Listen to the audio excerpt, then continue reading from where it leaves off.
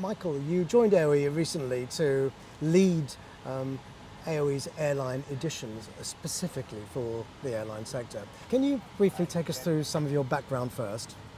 Yes, okay. My original background is product design, and then I worked for a couple of years in the retail and consumer market, and then I started at Lufthansa, where I was responsible for the entire in-flight department.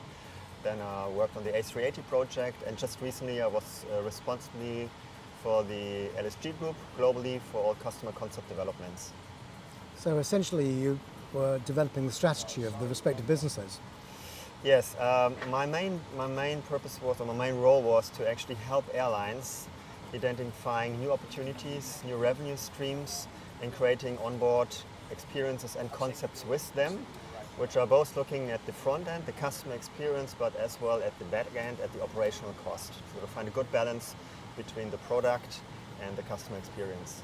So what prompted you to change from gamekeeper to poacher and join the likes of AOE and promote Airline Edition? I love challenges.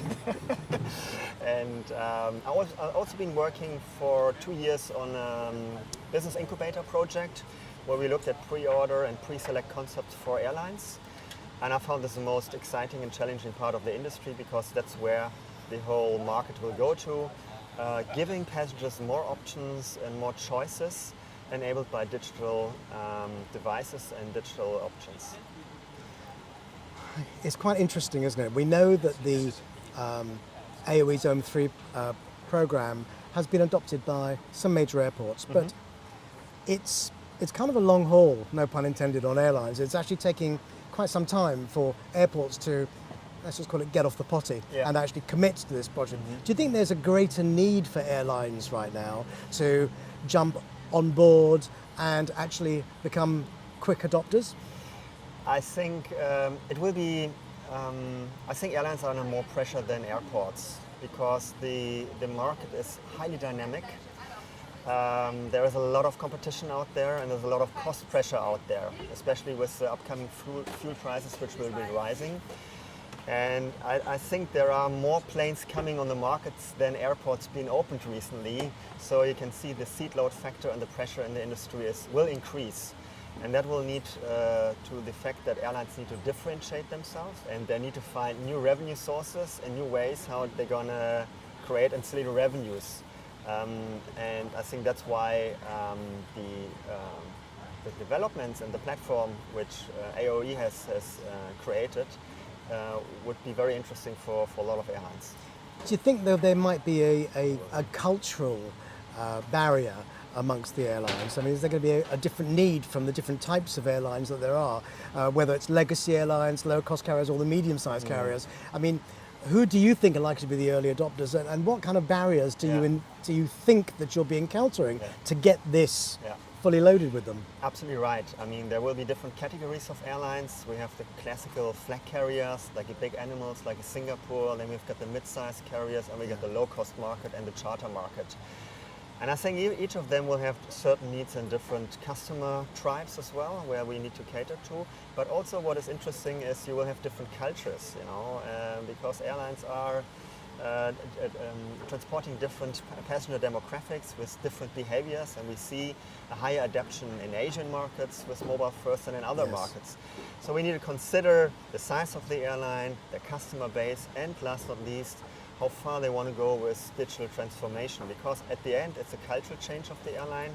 We need to find out where they're going to position that. Currently it's between marketing or in-flight or digital, and I think that will be the wonderful challenging part of the business to help them to get there.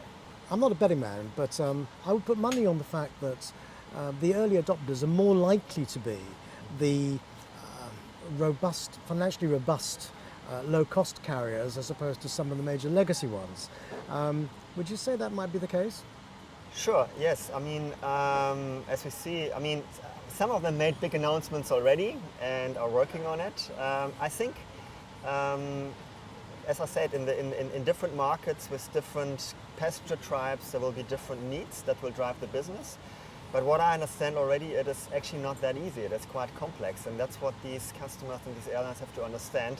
It's just not an easy shop. You have got the regulations, you've got the tax regulations, you've got different payment methods. So what I find quite interesting and challenging is the complexity behind that. And that's what the airlines have to understand and how to solve that, you know. And but Airline Edition is, you would argue, is their solution, fundamental solution to basically driving incremental revenues and actually moving ahead of the times, with the times, yes, certainly, but ahead yes, of them. Absolutely, yeah. And I see a huge potential to further develop that. As airlines are debundling their services, we've seen it now with Emirates, you can only book a business class bed and everything else you buy around that. That's a kind of an e-commerce system at the end of the day.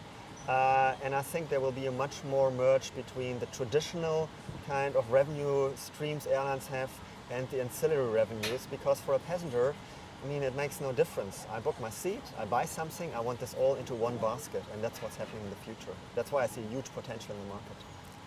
If you could nail it to 3 drivers, 3 benefits for the airlines that Airline Edition offers, what would they be?